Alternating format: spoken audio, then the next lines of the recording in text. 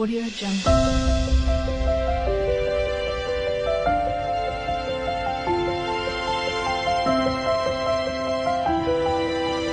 Audio Jungle. Hi hello guys, welcome back to my channel. ನಾನು ನಿಮ್ಮ ಸ್ನೇಹಿತೆ. ಎಲ್ಲರೂ ಹೇಗಿದ್ದೀರಾ? ಐ ಹೋಪ್ ನೀವೆಲ್ಲರೂ ಚೆನ್ನಾಗಿದ್ದೀರಾ ಅಂತ. ಇವತ್ತು ನಮ್ಮ ಸ್ವೀಟಿಗೆ ಪೂಜೆ ಇತ್ತು. ನೀವು ಕೇಳಿರೋಂತಹ ಪ್ರಶ್ನೆಗಳಿಗೆ ನಾನು ಆನ್ಸರ್ ಮಾಡ್ತೀನಿ ಇವತ್ತು. ಯಾಕಂತ ಹೇಳಿದ್ರೆ ತುಂಬ ದಿವಸದಿಂದ ಕೇಳ್ತಾ ಇದ್ದೀರಾ, ಸ್ವೀಟಿಗೆ ಏನಾಯಿತು, ಯಾಕೆ ಎಕ್ಸ್ಪೈರ್ ಆದಳು ಸ್ವೀಟಿ, ಏನಾಗಿತ್ತು, ಏನು ಪ್ರಾಬ್ಲಮ್ ಆಗಿತ್ತು, ಅವಳಿಗೆ ಎಷ್ಟು ಇಯರ್ ಆಗಿತ್ತು, ಅವಳನ್ನ ಎಷ್ಟು ವರ್ಷದಿಂದ ನೀವು ಸಾಕಿದ್ರಿ, ಮತ್ತು ಅವಳಿಗೆ ಯಾವ ರೀತಿ ಊಟಗಳನ್ನ ಹಾಕ್ತಿದ್ರಿ, ಏನಾಯಿತು, ಏನು ಪ್ರಾಬ್ಲಮ್ ಆಯಿತು ಅನ್ನೋದನ್ನ ತುಂಬ ಜನ ಕ್ವಶನ್ಗಳು ಕೇಳ್ತಾಯಿದ್ರಿ.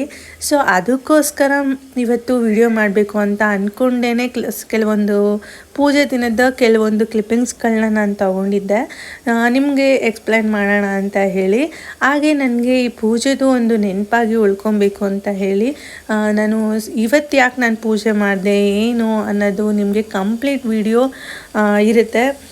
ನಿಮ್ಗೆ ಗೊತ್ತಿಲ್ಲ, ಇದೊಂದು ಹೇಳ್ತೀನಿ. ಯಾಕಂತ ಹೇಳಿದ್ರೆ ನಿಮಗೆ ಗೊತ್ತಿಲ್ಲ, ನಾನು ಇದುವರೆಗೂ ಸ್ವೀಟಿ ಸತ್ತಾಗಿಂದ ಇವತ್ತಿನವರೆಗೂ ನಾನು ಸ್ವೀಟಿ ಫೋಟೋಗೆ ಹೂವು ಹಾಕಿರಲಿಲ್ಲ. ಯಾಕಂತ ಹೇಳಿದ್ರೆ ಹೂವು ಹಾಕಿದ್ರೆ ನಮ್ಮಿಂದ ಅವಳು ದೂರ ಆಗಿಬಿಟ್ಟಿದ್ದಾಳೆ ಅನ್ನೋ ಒಂದು ಫೀಲ್ ಬರುತ್ತೆ ಅಂತೇಳಿ ನಾನು ಹೂವು ಹಾಕೇ ಇರಲಿಲ್ಲ. ಅವಳಿಗೆ ಪೂಜೆ ಮಾಡಬೇಕು ಅಂತ ನನಗೆ ಮನಸ್ಸೇ ಆಗ್ತಿರಲಿಲ್ಲ. ಯಾಕಂದರೆ ಅವಳಿದ್ದಾಳೆ ಅವಳನ್ನ ಕಳ್ಕೊಂಡಿಲ್ಲ ಅನ್ನೋ ಫೀಲೇ ಜಾಸ್ತಿ ಆಗ್ತಿತ್ತು. ಇದನ್ನೆಲ್ಲ ನಾನು ನಿಮ್ಮ ಮುಂದೆ ಡೈರೆಕ್ಟಾಗಿ ಹೇಳೋ ಅಷ್ಟು ಶಕ್ತಿ ಕೂಡ ನನಗಿಲ್ಲ. ಅದಕ್ಕೋಸ್ಕರನೇ ನಾನು ಈ ವಿಡಿಯೋಗೆ ವಾಯ್ಸ್ ಓವರ್ ಕೊಡ್ತಾ ಇರೋದು. ನಾನು ಸ್ವೀಟಿ ವಿಚಾರದಲ್ಲಿ ತುಂಬಾ ಎಮೋಷ್ನಲ್. ಯಾಕಂತ ಹೇಳಿದ್ರೆ ಅವಳು ಒಂಥರ ನನಗೆ ಇವಾಗ ಸ್ಟಾರ್ಟಿಂಗಿಂದ ಹೇಳ್ತೀನಿ ನಾನು ಸ್ವೀಟಿ ಬಗ್ಗೆ ಏನು ಹೆಂಗೆ ಅಂತೇಳಿ. ನಾವು ಸ್ಟಾರ್ಟಿಂಗು ಸ್ವೀಟಿನ ತಗೊಂಡಾಗ ಅವಳಿಗೆ ಬಂದು 2 ಇಂದ 3 ಮಂತ್ಸ್ ಇತ್ತು ಅಷ್ಟೇ. ಆವಾಗ ನಾವು ಸ್ವೀಟಿನ ತಗೊಂಡಿದ್ದು. ಅವಳು ಎಷ್ಟು ಕ್ಯೂಟ್ ಬೇಬಿ ಅಂತ ಹೇಳಿದ್ರೆ, ಆಗ ನಾನು 1 ಮಂತ್ ಪ್ರೆಗ್ನೆನ್ಸಿ ಇದ್ದೆ. ಏನಂತ ಹೇಳಿದ್ರೆ 1 ಮಂತ್ ಪ್ರೆಗ್ನೆನ್ಸಿ ಇದ್ದೆ ಆವಾಗ ನಾನು. ಅವಳು 3 ಮಂತ್ಸ್ ಬೇಬಿ ಇದ್ಲು. ನನಗಂತೂ ಅವಳನ್ನ ತಗೊಂಡಿದ್ದು ಎಷ್ಟು ಖುಷಿ ಅಂತ ಹೇಳಿದ್ರೆ, ನಾನು ನಮ್ಮಮ್ಮ ನಮ್ಮಪ್ಪ ಮನೇಲಿರುವಾಗೆಲ್ಲ ನಾವು ಡಾಗ್ಸ್ನೆಲ್ಲ ಸಾಕ್ತಿದ್ವಿ. ಅದಕ್ಕೋಸ್ಕರ ನನಗೆ ಡಾಗ್ಸ್ನ ತೊಗೋಬೇಕು ಅನ್ನೋದು. ನಮ್ಮ ಮನೇಲಿ ಫಿಶ್ ಇತ್ತು, ಪಕ್ಷಿಗಳಿತ್ತು, ಬರ್ಡ್ಸ್ಗಳಿತ್ತು. ಡಾಗ್ನ ತೊಗೋಬೇಕು, ಡಾಗ್ನ ಇದು ಮಾಡಬೇಕು ಅಂತ ನಂಗೆ ತುಂಬ ಆಸೆ ಇತ್ತು. ಅದಕ್ಕೋಸ್ಕರ ಡಾಗ್ನ ನಾನು ತೊಗೊಂಡಿದ್ದು. ಡಾಗ್ ಅಂತ ನಮಗೆ ಏನಂತ ಹೇಳಿದ್ರೆ, ಡಾಗ್ ಅಂತ ಹೇಳೋದಕ್ಕೂ ಮನಸ್ಸಿಲ್ಲ. ಯಾಕಂದರೆ ಅವಳು ನಮ್ಮ ಮನೆ ಮಗಳು ಥರ ನಾವು ಅವಳನ್ನ ಸಾಕಿದ್ದಿದ್ದು. ಏನಾಯಿತು ಅಂತ ಹೇಳಿದ್ರೆ, ನಾವು ಅಂದರೆ ಚಿಕ್ಕ ವಯಸ್ಸಿಂದ ಅವಳನ್ನ ನಾವು ಮನೆಯೊಳಗೆ ಬಿಟ್ಕೊಂಡಿದ್ದು. ಅಂದರೆ ನಮ್ಮ ಮಗು ಹುಟ್ಟೋಕ್ಕಿಂತ ಮುಂಚೆಯಿಂದನೂ ಅವಳು ನಮ್ಮ ಮನೆಯೊಳಗೆ ಇರ್ತಾಯಿದ್ಲು ಯಾವಾಗ್ಲೂ. ಈ ಶಿಡ್ಜುಗಳು ಸಾಕಿರೋರಿಗೆ ಗೊತ್ತಿರುತ್ತೆ, ಶಿಡ್ಸ್ ಡಾಗ್ಸ್ ಎಲ್ಲ ಯಾವ ರೀತಿ ಇರುತ್ತೆ ಏನು ಅಂತ. ಅದೊಂಥರ ಕ್ಯೂಟ್ ಪೆಟ್ ಥರ. ಹೆಂಗಂತ ಹೇಳಿದ್ರೆ ಒಂಥರ ಫ್ರೆಂಡ್ಲಿ ಡಾಗು, ಯಾರಿಗೂ ಕಚ್ಚಲ್ಲ, ಯಾರಿಗೂ ಇದು ಮಾಡಲ್ಲ, ಒಂಥರ ಫ್ರೆಂಡ್ಲಿ ಆಗಿರುತ್ತೆ ಎಲ್ಲರ ಹತ್ರನೂ. ನಮಗೂ ಕೂಡ ಅದೇ ಥರ ಡಾಗ್ ಬೇಕಾಗಿತ್ತು. ಯಾಕಂತ ಹೇಳಿದ್ರೆ ಮನೆಗೆ ಬರೋರಿಗೆಲ್ಲ ಕಚ್ಚೋದು, ಅವಾಗ ಹಿಂಸೆ ಆಗಿಬಿಡುತ್ತೆ. ಅವುಗಳನ್ನ ನಮ್ಮ ಜೊತೆನೇ ಇಟ್ಕೊಂಡಿರೋದಕ್ಕಾಗಲ್ಲ. ಇವಳೊಂಥರ ಫ್ರೆಂಡ್ಲಿ ಡಾಗ್. ನನಗಂತೂ ಇವಳನ್ನ ತಂದಾಗ ಎಷ್ಟು ಖುಷಿ ಆಯಿತು ಅಂದರೆ, ಎಲ್ಲರ ಹತ್ರ ಚೆನ್ನಾಗಿರ್ತಾಯಿದ್ಲು. ಯಾಕಂದರೆ ನಮಗೆ ನಮ್ಮ ಮನೆ ಕಾವಲು ಕಾಯಬೇಕು ಆ ಥರ ಎಲ್ಲ ಇಂಟೆನ್ಷನ್ ಇರಲಿಲ್ಲ. ಏನಂತ ಹೇಳಿದ್ರೆ ನಮ್ಮ ಜೊತೆ ಕ್ಯೂಟಾಗಿರಬೇಕು ಅಂತ. ನಂಗೆ ಅವಾಗೆಲ್ಲ ಕ್ಯೂಟ್ ಗೊಂಬೆಗಳೆಲ್ಲ ಇಷ್ಟ ಆಗೋದು. ಇವಳು ನೋಡೋಕ್ಕೆ ಸೇಮ್ ಗೊಂಬೆ ಥರನೇ ಇದ್ಲಲ್ವಾ ಅಂತೇಳಿ ನಾನು ಈ ಥರನೇ ಡಾಗ್ ಬೇಕು ಅಂತೇಳಿ ನಮ್ಮ ಮನೆಯವ್ರಿಗೆ ಹೇಳಿ ನಮ್ಮ ಮನೆಯವರು ಕೊಡಿಸಿದ್ರು. ಅದಾದಮೇಲೆ ತೊಗೊಂಡಾದ್ಮೇಲೆ ಅವಳನ್ನ ಹೆಂಗೆ ನೋಡ್ಕೊಂಡಿದ್ದೀನಿ ಅಂತ ಹೇಳಿದ್ರೆ, ಒಂದು ಪುಟ್ಟ ಮಗುನ ನಾನು ಹೇಗೆ ನೋಡ್ಕೊತೀನಿ ಅಂದರೆ ಹೇಗೆ ನೋಡ್ಕೋಬೇಕು ಅಂತ ಕಲ್ತಿದ್ದೆ ನಾನು ಅವಳಿಂದ. ಯಾಕಂದರೆ ಅವಳನ್ನ ನೋಡ್ಕೊಂಡು ನನಗೆ ಮಗು ಆಗೋಷ್ಟರಲ್ಲಿ ನಾನು ಮಗುನ ಹೇಗೆ ನೋಡ್ಕೋಬೇಕು, ಮಗನ ಹೇಗೆ ಇಟ್ಕೋಬೇಕು ಅದೆಲ್ಲ ಒಂಥರ ಕಂಪ್ಲೀಟಾಗಿ ಗೊತ್ತಾಯಿತು. ಅವ್ರವ್ರ ದಿನಚರಿಗಳೆಲ್ಲ ಹೇಗೆಲ್ಲ ಇರುತ್ತೆ ಅನ್ನೋದು ಕಂಪ್ಲೀಟಾಗಿ ಗೊತ್ತಾಯಿತು. ಈ ರೀತಿ ಇತ್ತು ಅವಳ ಜರ್ನಿ. ನನ್ನ ಮಗು ತಾಯಿ ಥರನೇ ಇತ್ತು. ಯಾಕಂದರೆ ನಾನು ಅವಳನ್ನ ಮಗು ಥರನೇ ನೋಡ್ಕೊತಾ ಇದ್ದೆ. ಅವಳಿಗೆ ಸ್ನಾನ ಮಾಡಿಸೋದಾಗಿರ್ಬೋದು, ಅವಳ ತಲೆ ಬಾಚಿ ರಿಬ್ಬನ್ ಹಾಕೋದಾಗಿರ್ಬೋದು, ಅವಳಿಗೋಸ್ಕರ ಪರ್ಚೇಸ್ ಮಾಡಿರೋದಾಗಿರ್ಬೋದು. ಅವಳಿಗೋಸ್ಕರ ನಾವು ಯಾವ್ಯಾವ ರೀತಿ ಪರ್ಚೇಸ್ ಮಾಡಿದ್ದೀವಿ ಅಂತ ಹೇಳಿದ್ರೆ ಒಂಥರ ಹೇಳೋಕ್ಕೆ ಆಗಲ್ಲ. ನಾವು ಆ ರೀತಿ ಎಲ್ಲ ಪರ್ಚೇಸ್ ಮಾಡಿದ್ದೀವಿ ಅವಳಿಗೋಸ್ಕರ.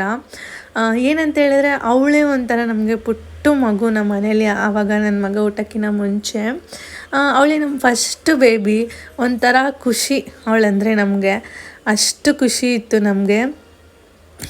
ಖುಷಿ ಅವಳ ಬಗ್ಗೆ ಹೇಳಬೇಕು ಅಂದರೆ ನಂಗೆ ತುಂಬಾ ಖುಷಿ ಆಗುತ್ತೆ. ಅವಳ ಮೆಮೊರೀಸ್ನ ನೆನೆಸ್ಕೋಬೇಕು ಅಂದ್ರೂ ತುಂಬಾ ಖುಷಿ ಆಗುತ್ತೆ. ಇದನ್ನೆಲ್ಲ ಒಂದು ವಿಡಿಯೋದಲ್ಲಿ ಹೇಳ್ಕೋಬೇಕು ಅಂತಲೇ ನಾನು ಈ ವಿಡಿಯೋನ ಮಾಡ್ತಾ ಇರೋದು. ಅದಕ್ಕೋಸ್ಕರನೇ ನಾನು ಕ್ಲಿಪ್ಪಿಂಗ್ಸ್ಗಳನ್ನೂ ಕೂಡ ತೊಗೊಂಡಿರೋದು. ವಿಡಿಯೋ ಎಲ್ಲ ಕಂಪ್ಲೀಟಾಗಿ ನಿಮಗೆ ಅವಳ ಬಗ್ಗೆ ನಾನು ಹೇಳ್ಬೇಕು, ಅವಳನ್ನ ನಾನು ಯಾಕೆ ಇಷ್ಟೊಂದೆಲ್ಲ ಹಚ್ಕೊಂಡಿದ್ದೀನಿ ಅನ್ನೋದನ್ನ ನಿಮ್ಮ ಹತ್ರ ಶೇರ್ ಮಾಡ್ಕೊಬೇಕು ಅಂತ. ನೋಡಿ ಅಷ್ಟೊಳಗಡೆ ಬಂದ್ಬಿಟ್ಟು ನೋಡ್ತಾ ಇದ್ದಾನೆ ಏನು ಅಂತ. ನೋಡಿದ್ರೆ ಸ್ವೀಟಿಗೆ ಪೂಜೆ ಅಲ್ವಾ, ಒಳಗಡೆ ಬಂದ್ಬಿಟ್ಟು ನೋಡ್ತಾ ಇದ್ದಾನೆ. ಇದೆಲ್ಲ ಸ್ವೀಟಿಗೆ ನಾನು ಇಡೋದು.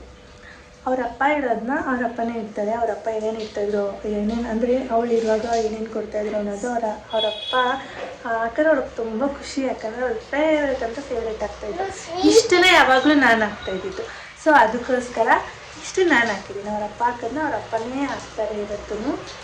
ನನ್ನ ಸ್ವೀಟ್ ಇವಾಗ ಸ್ವೀಟ್ ಇಲ್ಲ, ಗುಂಡು ಒಂದು. ಇವಾಗ ಸ್ವೀಟಿ ತಮ್ಮ ಗುಂಡು. ಏನಂತ ಹೇಳಿದ್ರೆ ಅಷ್ಟು ಚೆನ್ನಾಗಿ ನೋಡಿಕೊಂಡು ಅವಳಿಲ್ಲ ಅಂತ ಹೇಳಿದ್ರೆ ನಿಜವಾಗ್ಲೂ ನಂಬೋಕ್ಕಾಗಲ್ಲ. ಈಗ ಅವಳಿಗೆ ಏನಾಯಿತು ಅನ್ನೋದನ್ನ ಹೇಳ್ತೀವಿ. ಹೋಗ್ತಾ ಹೋಗ್ತಾ ಹೋಗ್ತಾ ನನ್ನ ಮಗು ಹುಟ್ಟಾದ್ಮೇಲೆ ನನ್ನ ಮಗುಗೆ ಒಂದು 3-4 ಇಯರ್ಸ್ ಆದಮೇಲೆ ಅವನಿಗೆ ಕೋಲ್ಡ್ ಆಗೋದಕ್ಕೆ ಸ್ಟಾರ್ಟ್ ಆಯಿತು. ಡಸ್ಟ್ ಅಲರ್ಜಿ ತುಂಬಾ ಆಗೋದಕ್ಕೆ ಸ್ಟಾರ್ಟ್ ಆಯಿತು. ಗೊತ್ತಲ್ವ ನಿಮಗೆ, ಎಲ್ಲರೂ ಯಾವ ರೀತಿ ತಲೆ ತುಂಬ್ತಾರೆ ಅಂತ ಹೇಳಿ. ನೀವು ನಾಯಿ ಇಟ್ಕೊಂಡಿರೋದ್ರಿಂದನೇ ಹಾಗಾಗಿರೋದು. ಒಂಥರ ನಮ್ಮ ಮನಸ್ಸು ಒಂಥರ ಡಿಪ್ರೆಷನ್ ಅಂತಲೇ ಹೇಳ್ಬೋದು. ಅಯ್ಯೋಯ್ಯೋ ಅಂದರೆ ಸ್ವೀಟಿದು ಕೂದಲು ಅದು ಇದು ಬರ್ತಾ ಇರುತ್ತಲ್ವ, ಅದರಿಂದ ನಾವು ತುಂಬ ಸಲ ಇಗ್ನೋರ್ ಮಾಡೋದಕ್ಕೆ ಟ್ರೈ ಮಾಡಿದ್ರೂ ಕೆಲವೊಬ್ಬರಿಂದ ನಮಗೆ ಅದು ಒಂಥರ ಇರಿಟೇಷನ್ ಕೂಡ ಆಗಿದೆ ಎಷ್ಟೊಂದು ಸಲ. ಯಾಕಂತ ಹೇಳಿದ್ರೆ ಇದೆಲ್ಲ ಪೆಟ್ ಪೇರೆಂಟ್ಸ್ಗೆ ತುಂಬಾ ಹತ್ತಿರವಾಗಿರುತ್ತೆ. ಯಾಕಂದರೆ ಇಂಥ ಸಿಚುವೇಶನ್ಗಳನ್ನ ಎಲ್ಲರೂ ಎದುರಿಸಿರ್ತಾರೆ. ನಾಯಿನ ಸಾಕೊಂಡಿರೋದ್ರಿಂದನೇ ಅವ್ರಿಗೆ ಕಾಯಿಲೆಗಳು ಬರೋದು, ನಾಯಿ ಸಾಕೊಂಡಿರೋದ್ರಿಂದನೇ ಇದು ಬರೋದು ಅದು ಬರೋದು ಅಂತ ಹೇಳ್ತಾನೆ ಇರ್ತಾರೆ. ಅದನ್ನೆಲ್ಲ ನಾವು ತಲೆ ಕೆಡಿಸ್ಕೊಳ್ಳಿಲ್ಲ. ಬಟ್ ಏನಾಯಿತು ಅಂತ ಹೇಳಿದ್ರೆ ಅವಳಿಗೆ ಒಂದು ಅಬಾರ್ಷನ್ ಆಗಿತ್ತು. ಅಂದರೆ ಇವಾಗ ರೀಸೆಂಟಾಗಿ ಅವಳು ಸಾಯೋ 1 ವರ್ಷದ ಹಿಂದೆ ಅವಳಿಗೆ ಅಬಾರ್ಷನ್ ಅಂದರೆ ಮಗು ಹೊಟ್ಟೆಯೊಳಗೆ ಎಲ್ಲ ಸತ್ತೋಗಿದಾಗ ಏನಾಯಿತು, ಅವಳು ತುಂಬಾ ವೀಕ್ ಆದ್ಲು. ಆಗಂತೂ ನಾನು ಅವಳನ್ನ ಯಾವ ರೀತಿ ನೋಡ್ಕೊಂಡಿದ್ದೀನಿ ಅಂತ ಹೇಳಿದ್ರೆ, ನಿಜವಾದ ಬಾಣ್ತಿರ್ನ ಹೇಗೆ ನೋಡ್ಕೊತಾರೋ ಆ ರೀತಿಯೇ ಅವಳಿಗೆ ಬೆಚ್ಚಗಿಟ್ಟು ಅವಳಿಗೆ ಎಷ್ಟು ನಾನು ಬಟ್ಟೆಗಳನ್ನ ಹಾಕಿದ್ದೆ ಅಂದರೆ, ನಾನು ಎಷ್ಟೋ ಬೆಡ್ಶೀಟ್ಗಳನ್ನೆಲ್ಲ ನಾನು ಅವಳಿಗೋಸ್ಕರ ಹಾಕ್ಬಿಟ್ಟಿದ್ದೀನಿ ಬೆಚ್ಚಗೆ ಮಲ್ಕೊಳ್ಳಿ ಅಂತ. ಅವಳಿಗೆ ಒಂಥರ ರೂಮ್ ಥರನೇ ಕ್ರಿಯೇಟ್ ಮಾಡಿ ಅವಳನ್ನ ನೋಡ್ಕೊಂಡಿದ್ದು. ಆಗ ಎಷ್ಟು ಚೆನ್ನಾಗಾಗಿದ್ಲು ಅಂದರೆ ಗುಂಡುಗೆ ಚೆನ್ನಾಗಿ ಆ್ಯಕ್ಟಿವಾಗಿ ಆಗಿಬಿಟ್ಲು. ಚಿಕ್ಕ ಮಗು ಇದ್ದಾಗ ಹೆಂಗಿದ್ಲು ಆ ರೀತಿಯೇ ಆಗಿಬಿಟ್ಟಿದ್ಲು. ಅಷ್ಟು ಚೆನ್ನಾಗಿ ನೋಡ್ಕೊಂಡಿದ್ದೆ. ಅದು ಹೆಚ್ಚು ಕಮ್ಮಿ ಆಯಿತು ಏನಾಯಿತು ಅಂತ ಗೊತ್ತಿಲ್ಲ. ಅವಳಿಗೆ ಅವ್ಳ ಮಕ್ಕಳನ್ನ ಕಳ್ಕೊಂಡಿರೋ ಫೀಲ್ ಬರಬಾರ್ದು ಅಂತೇಳಿ ನಾವು ಆವಾಗ ಒಂದು 2 ಶಿಡ್ಜು ಪಪ್ಪಿಗಳನ್ನೂ ಕೂಡ ತೊಗೊಂಡ್ವಿ. ಅವಳ ಜೊತೆ ಆಟ ಆಡೋದಕ್ಕೆ ಬಿಟ್ವಿ. 3 ಒಳಗಡೆ ಇಟ್ಕೊಳಕ್ಕಾಗಲ್ಲ ಅಂತೇಳಿ. ನಿಮಗೆಲ್ಲ ಗೊತ್ತಿರುತ್ತೆ, ನಮ್ಮನೆ ಈಚೆಗಡೆ ಬಾಲ್ಕನಿಯಲ್ಲಿ ತುಂಬ ಜಾಗ ಇದೆ ಅಂತೇಳಿ. ಗುಂಡುಗೂ ಕೂಡ ನಮಸ್ಕಾರ ಹಾಕ್ಸ್ತಾ ಇದ್ದೀನಿ ನೋಡಿ, ಅವಳ ಆಶೀರ್ವಾದ ಇರಬೇಕು ನಮ್ಮೆಲ್ಲರ ಮೇಲೂ ಅಂತ. ಹಾಗೆಯೇ ಈ ಥರ ಈಚೆ ಬಿಟ್ಟಿದ್ವಿ. ಅದಾದಮೇಲೆ ಅವಳಿಗೆ ಒಂಥರ ಜಲಸಿ ಬಂದ್ಬಿಡ್ತು, ಅವರಿಬ್ಬರಿಗೆ ನೋಡ್ಕೊತಾರೇನೋ ನನ್ನ ನೋಡ್ಕೊಳ್ಳಲ್ವೇನೋ ಅಂತ. ಅದಕ್ಕೋಸ್ಕರನೇ ಆ 2 ಡಾಗ್ನು ನಾವು ಬೇಡ ಒಂದು ಸ್ವಲ್ಪ ಅವಳು ರಿಕವರಿ ಆಗೋವರೆಗೂ ಇಟ್ಕೊಂಡು ಆಮೇಲೆ ಬೇಡ ಅಂತೇಳಿ ಕೊಟ್ಬಿಟ್ವಿ. ನಾವು ಇಸ್ಕೊಂಡಿದ್ದ ಅವ್ರ ಹತ್ರನೇ ವಾಪಸ್ ಕೊಟ್ಬಿಟ್ವಿ. ಅವಳೊಬ್ಬಳೇ ಸಾಕು ನಮ್ಗೆ, ಅವಳೊಬ್ಬಳನ್ನೇ ಚೆನ್ನಾಗಿ ನೋಡ್ಕೊಳ್ಳೋಣ ಅಂತೇಳಿ. ಅವಳು ರಿಕವರಿ ಆದಳು, ಈಚೆನೇ ರೂಢಿ ಆದಳು, ಆರಾಮಾಗಿ ಅವಳನ್ನ ಈಚೆ ಬಿಟ್ಬಿಟ್ವಿ. ಅದಾದಮೇಲೆ ಅವಳಿಗೆ ಏನಾಯಿತು ಅಂತ ಗೊತ್ತಿಲ್ಲ. ಅವಳು ಸಾಯೋದಕ್ಕಿಂತ ಒಂದು 15 ದಿನ ಬೇಕು ಅವಳು ಏನೂ ತಿಂತಾ ಇರಲಿಲ್ಲ. ತಿಂದೇ ಇರೋದು ನೋಡಿ ನಮಗೆ ತುಂಬಾ ಬೇಜಾರಾಯಿತು. ನಾವು ಡಾಕ್ಟರ್ ಹತ್ರ ಎಲ್ಲ ಹೋಗಿ ಡ್ರಿಪ್ಸ್ ಎಲ್ಲ ಹಾಕ್ಸ್ಕೊಂಡ್ವಿ. ಆದ್ರೂ ಅವಳನ್ನ ಉಳಿಸ್ಕೊಳ್ಳೋಕ್ಕಾಗಲಿಲ್ಲ. ಒಂದು 3 ಡೇಸ್ ಬ್ಯಾಕ್ ಊಟ ಬಿಟ್ಟು ಅವಳು ತೀರೋದ್ಲು. ಅವಳಿಗೆ ಏನಾಯಿತು ಯಾಕೀಗಾರ ಆಯಿತು ಅನ್ನೋದು ನಮಗೂ ಕಂಪ್ಲೀಟಾಗಿ ಗೊತ್ತಿಲ್ಲ. ಆದರೆ ಅವಳು ಇವಾಗ ನಮ್ಮ ಜೊತೆ ಇಲ್ಲ ಅನ್ನೋದೇ ಒಂದು ಸತ್ಯ ಅಷ್ಟೆ. ಆದರೆ ಅವಳು ನಮ್ಮ ಜೊತೆ ಇದ್ದಿದ್ದು 8 ವರ್ಷ. ಆ 8 ವರ್ಷ ನನಗೆ ತುಂಬ ನೆನಪುಗಳನ್ನ ಕೊಟ್ಟಿದ್ದಾಳೆ. ಆ ನೆನಪು ಜೊತೆನೇ ನಾನು ಖುಷಿಯಾಗಿರ್ತೀನಿ. ಹಾಗೆ ಅವಳು ಸತ್ತಿದ್ದ ದಿನ ನನಗೆ ಫುಲ್ಲು ಮೈಂಡ್ ಬ್ಲ್ಯಾಂಕ್ ಆಗಿಬಿಟ್ಟಿತ್ತು. ನಾನು ಅವಳು ಸತ್ತಿದ್ದ ದಿನ ಅವಳನ್ನ ಮಣ್ಣು ಮಾಡೋದಕ್ಕೆ ಕೂಡ ನಾನು ಹೋಗಿಲ್ಲ. ಯಾಕಂದರೆ ನಂಗೆ ಅದನ್ನು ಡೈಜೆಸ್ಟ್ ಮಾಡ್ಕೊಳ್ಳೋಕ್ಕೆ ಆಗಿಲ್ಲ. ನಮ್ಮ ಮನೆಯವರೇ ತೊಗೊಂಡೋಗಿ ಮಣ್ಣು ಮಾಡಿಬಿಟ್ಟು ಆಮೇಲೆ ನನ್ನ ಕರ್ಕೊಂಡೋಗಿ ಪೂಜೆ ಮಾಡಿಸಿದ್ರು. ನಂಗೆ ಒಂಥರ ಮೈಂಡ್ ಬ್ಲಾಕ್ ಆಗಿಬಿಟ್ಟಿತ್ತು. ಅವಳು ನಿಜವಾಗ್ಲೂ ಸತ್ತಿದ್ದಾಳೆ ಅನ್ನೋದನ್ನ ನನಗೆ ಡೈಜೆಸ್ಟ್ ಮಾಡ್ಕೊಳ್ಳೋಕ್ಕೆ ಆಗಿಲ್ಲ ಅವತ್ತು. ಅವಳನ್ನ ನನ್ನ ಕೈಯಲ್ಲಿ ಇಟ್ಕೊಂಡಿದ್ರೆ ಅವಳಿಗೆ ಜೀವನೇ ಇರಲಿಲ್ಲ. ನನಗೆ ಆ ದಿನ ಆಗಿದ್ದ ನೋವು ನನ್ನ ಲೈಫಲ್ಲೂ ಯಾವತ್ತೂ ಆಗಿಲ್ಲ ಅಂತ ಅನ್ಕೋತೀನಿ. ಆ ಥರ ನೋವು ಕೊಡಬೇಡಪ್ಪ ದೇವರೇ ನಾನು ಇರೋವರೆಗೂ ಅಂತ ಆ ದೇವ್ರನ್ನ ಕೇಳ್ಕೊತೀನಿ. ಒಂಥರ ಮನಸ್ಸು ಭಾರ ಆಗುತ್ತೆ ಅದನ್ನೆಲ್ಲ ನೆನೆಸ್ಕೊಂಡ್ರೆ. ಅವತ್ತು ಹೇಳಿದ್ನಲ್ಲ ನಾನು, ಅವತ್ತು ಕೂಡ ನಾನು ಅವಳಿಗೆ ಒಂದು ಹೂವು ಕೂಡ ಹಾಕಿಲ್ಲ. ಯಾಕಂದರೆ ಅಲ್ಲಿ ಸಮಾಧಿ ಹತ್ರ ಹಾಕಿ ನಮ್ಮ ಮನೆಯವರೆಲ್ಲ ಹಾಕಿದ್ರು, ನಾನು ಕಟ್ಟಿ ತೊಗೊಂಡು ಪೂಜೆ ಮಾಡಿಬಿಟ್ಟು ಬಂದಿದ್ದು ಅಷ್ಟೇ ಗೈಸ್. ಅವಳು ನಮ್ಮ ಜೊತೆ 8 ವರ್ಷಗಳ ಕಾಲ ಇದ್ಲು. ಇಷ್ಟೇ ನಡೆದಿದ್ದು. ನಾವು ಅವಳಿಗೆ ಎಲ್ಲ ಥರ ಊಟ ಹಾಕ್ತಾಯಿದ್ವಿ. ಅವಳಿಗೆ ಏನೇನು ಇಷ್ಟ ಆಗುತ್ತೋ ಸ್ವೀಟ್ ಬಿಟ್ಟು ಅವಳಿಗೆ ಎಲ್ಲ ಥರ ಊಟನೂ ಕೊಡ್ತಿದ್ವಿ. ಅವಳು ಕೂಡ ಕಂಪ್ಲೀಟಾಗಿ ಎಲ್ಲನೂ ತಿಂತಾಯಿದ್ಲು. ಅಷ್ಟೇ ಗೈಸ್, ನನಗೆ ಇನ್ನೇನು ಹೇಳೋದಕ್ಕಿಲ್ಲ ಅಂತ ಅಂದ್ಕೊತೀನಿ. ಇಷ್ಟು ಹೇಳೋದಕ್ಕೆ ಇಷ್ಟಪಡ್ತೀನಿ. ಒಟ್ಟಿನಲ್ಲಿ ಅವಳನ್ನ ನಾನು ಯಾವತ್ತಿಗೂ ಮಿಸ್ ಮಾಡ್ಕೊತಾನೆ ಇರ್ತೀನಿ. ಯಾಕಂತ ಹೇಳಿದ್ರೆ ಅವಳು ನನ್ನ ಫಸ್ಟ್ ಬೇಬಿ, ಅವಳು ನನ್ನ ಮಗಳು. ನಾನು ಇದನ್ನೆಲ್ಲ ಡೈರೆಕ್ಟಾಗಿ ನಿಮ್ಮ ಹತ್ರ ಹೇಳ್ಕೊಳ್ಳೋದಕ್ಕೆ ಆಗೋದೇ ಇಲ್ಲ. ಯಾಕಂದರೆ ನಾನು ಅವಳ ವಿಷಯದಲ್ಲಿ ತುಂಬಾ ಎಮೋಷ್ನಲ್ ಆಗ್ತೀನಿ. ಐ ಥಿಂಕ್ ನಿಮಗೆ ಅರ್ಥ ಆಗಿರುತ್ತೆ ಈ ವಿಡಿಯೋದಲ್ಲಿ ನಾನು ಹೇಳಿರೋದೆಲ್ಲ ಅಂತ ಅಂದ್ಕೊಂಡಿದ್ದೀನಿ. ಥ್ಯಾಂಕ್ ಯು ಸೋ ಮಚ್ ನನ್ನ ವಿಡಿಯೋ ನೋಡಿದ್ದಕ್ಕೆ. ನೆಕ್ಸ್ಟು ವಿಡಿಯೋ ಜೊತೆ ನಾನು ಮತ್ತೆ ಸಿಗ್ತೀನಿ. Bye, take care, love you all, keep watching. Next video ಜೊತೆ ಸಿಗೋಣ.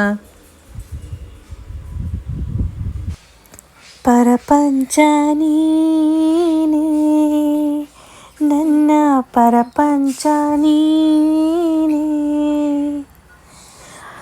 ಕಷ್ಟ ನನ್ನೊಡನೆ ಮಣ್ಣಾಗಲಿ, ಜಗದ ಸುಖ ನಿನ್ನ ಕೈ ಸೇರಲಿ, ನಿನ್ನ ಕಣ್ಣಲ್ಲಿ ಹನಿ ನೀರು ಬರದಂತೆ ಕಾಯುವೆನು.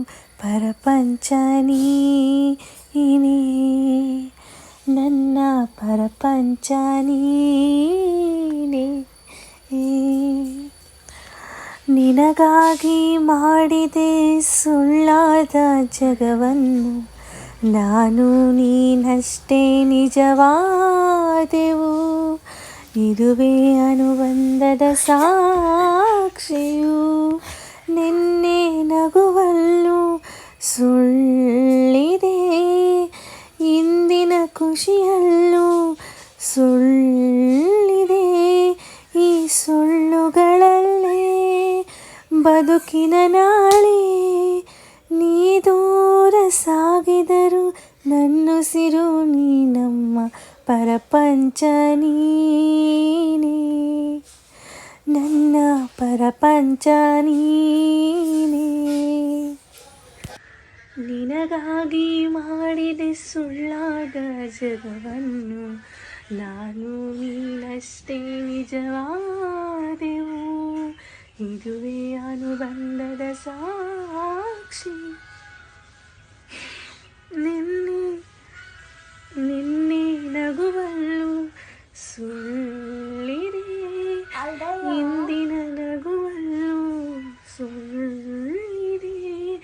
ಈ ಸುಳ್ಳುಗಳಲ್ಲೇ ಬದುಕಿನ ನಾಳೆ, ನೀ ದೂರ ಸಾಗಿದರು ನನ್ನ ಸಿರೆ ನೀನು, ಪರಪಂಚ ನೀ.